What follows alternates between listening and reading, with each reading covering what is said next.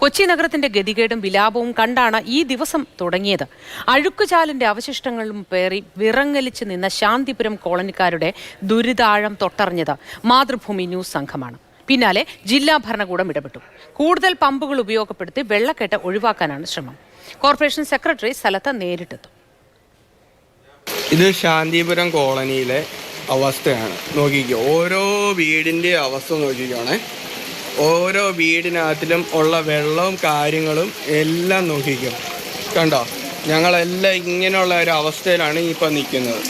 ഇന്നലെ ആർത്ത് പെയ്ത മഴ തമ്പനം ശാന്തിപുരം കോളനിവാസികൾക്ക് ഇടുത്തിയായിരുന്നു.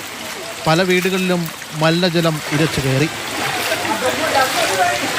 ഫുള്ളും വെള്ളമായിരുന്നു. എല്ലായിടത്തും എല്ലാ വീട്ടിലും വെള്ളം കയറി. എല്ലായിടത്തും എല്ലാ സാധനവും മേളിൽ കയറ്റി വെക്കും. ഞങ്ങൾക്ക് ഇത് തന്നെയാണ് ദുരിതം. ഞങ്ങട എന്ന് തീരും ഞങ്ങളുടെയൊക്കെ ഈ ദുരിതം. ഈ മഴയൊന്ന് കാണുമ്പോഴേ പേടിയാണ് ശരിക്കും പറഞ്ഞാൽ. ഒരു ഭക്ഷണം വെക്കാനോ ഒന്നും തന്നെ പറ്റണില്ല. എല്ലാ സ്ഥലത്തും എല്ലാം കയറ്റി വെച്ചേക്കണത്. സ്വരുക്കൂട്ടി വെച്ചവയെല്ലാം ഒറ്റയടിക്കില്ലാതാകുമെന്ന ഭയം അവരെ അലട്ടി.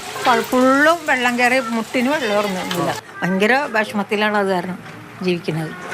ഞങ്ങളിവിടെ വാടക താമസിക്കണേണ്. എന്നിട്ടും ഒരു വീട് ഗതിയില്ലാത്തതാണ് വാടക. വെള്ളം കയറിയിട്ട് എല്ലാ സാധനങ്ങളും പോയി. എല്ലാ സാധനങ്ങളും ഒഴുകിപ്പോയില്ല. എല്ലാം നനഞ്ഞ് ഒന്നും ഭയങ്കര അവസ്ഥയിലായിപ്പോയി. ഉണക്കിയെടുക്കാനും പറ്റാത്ത. ഇന്നലെ വന്നപ്പോ കണ്ടുപോകാൻ അടുക്കള ഉടഞ്ഞ് വെള്ളമാണ് പോലെ കട്ടിലൊഴുകി പോകുന്നുള്ള പേടിയായിരുന്നു എനിക്ക്. എവിടെ പോയി കിടക്കും. രാത്രി മുഴുവൻ മഴയെ ഭയന്ന ഉറങ്ങാതെ കാവലിരുന്നു. കഴിഞ്ഞ വർഷം ഞങ്ങൾ ഒന്നും നോക്കാതെ ഹാളിലേക്കാ പോയത്. എല്ലാം നശിന്. കഴിഞ്ഞ വർഷം പിള്ളേരെ ബുക്ക് വരെ നശിന് പോയി. നമ്മുടെ ഈ ചെറിയൊരു മഴ പെയ്തപ്പോഴാണ് ഇത്രയും ഒരു അവസ്ഥ വന്നേക്കണത്. പിന്നെ ഈ മഴ വരുമ്പോൾ എന്താണ് അവസ്ഥ എന്നാണ് ഞങ്ങൾക്ക് പേടിയാണ്. അതുകൊണ്ട് കാലങ്ങളായി അനുഭവിക്കുന്ന ദുരിതമായതിനാൽ ഇവർക്കിത് ശീലമാണ്. കുഞ്ഞുങ്ങളുടെ കാര്യത്തിലാണ് ആദി. നല്ല മഴ പെയ്തതിന് ഞങ്ങൾ നെഞ്ചിനകത്ത് ഭയങ്കര വിഷമമാണ്. ഇപ്പം ഞാനെന്ന് പറഞ്ഞാൽ ഇത്രയും പ്രായം എൻ്റെ കാലമൊക്കെ കഴിഞ്ഞു. ഈ കുഞ്ഞുങ്ങളെങ്കിലും നല്ല ഇതിൽ കിടക്കണം എന്നുള്ളൊരു ചിന്ത മാത്രമേ എനിക്കുള്ളൂ. എങ്ങോട്ടും ഈ കുഞ്ഞുങ്ങളെയും കൊണ്ട് ഓടാനോ പിടിക്കാനൊന്നും ഒരിടമില്ല. വളരെ ബുദ്ധിമുട്ടെന്ന് വളരെ ബുദ്ധിമുട്ടാണ്. ഇങ്ങനെ ആയാൽ ഞങ്ങൾ വളരെ കഷ്ടത്തിൽ തന്നെ ആവും. അടുത്ത ദിവസം വിവാഹത്തിനായി ഒരുങ്ങിയ വീടാണിത്. മഴപ്പേടിയോടെയാണ് കഴിയുന്നത്. ഇതെങ്ങനെയാവും എന്താവുന്നൊന്നും നമുക്ക് പറയാൻ പറ്റില്ല. കാരണം ഭയങ്കര അവസ്ഥകളാണ് നമ്മുടെ ഇവിടെ. സത്യം പറഞ്ഞിട്ടുണ്ടെങ്കിൽ ഇന്നലെ വെള്ളം കയറ്റി വെച്ചേക്കണത് മേളിലോട്ട് കയറ്റി വെച്ചേക്ക്. പുലർച്ചെ വെള്ളമിറങ്ങിയെങ്കിലും വീട്ടുസാധനങ്ങൾ പലതും വെള്ളക്കെട്ടിൽ നനഞ്ഞു. 2 മണിക്കൂർ മഴ പെയ്തുള്ളൂ. ആ മഴയ്ക്ക് തന്നെ നമ്മുടെ വീട്ടിലെ ഫ്രിഡ്ജ് കാര്യങ്ങളെല്ലാം നമ്മൾ പൊക്കി കട്ടിന്റെ മുകളിലാണ് വെച്ചിരിക്കുന്നത്. ഭയത്തോടെയാണ് കിടന്നത്.